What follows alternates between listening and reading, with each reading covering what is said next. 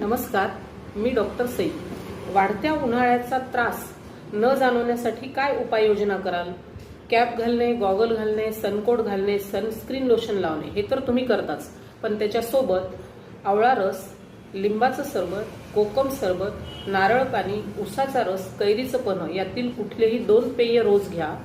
त्याच्यानंतर बाहेरून आल्यानंतर उन्हातून आल्यानंतर गूळ पाणी घ्या। माठातलं पाणी प्या, फ्रीजमधलं पाणी न पिता। आणि एरवी जरी जेवताना पाणी पिणं हे वर्ज्य असलं तरी उन्हाळ्यामध्ये जेवत असताना सुद्धा तुम्ही मध्ये मध्ये एकदा दोनदा असं 2-2 घोट पाणी पिऊ शकता। सर्वात महत्त्वाचं म्हणजे शरीरातली उष्णता कमी करणारे आणि थंडावा तयार करणारे 4 प्राणायाम, अनुलोम विलोम प्राणायाम, चंद्रभेदी प्राणायाम, शीतली प्राणायाम आणि सितकारी प्राणायाम यातील कुठल्याही 2 प्राणायामांचा नियमितपणे अभ्यास केला तर उन्हाळ्याचा त्रास मुळीच जाणवणार नाही।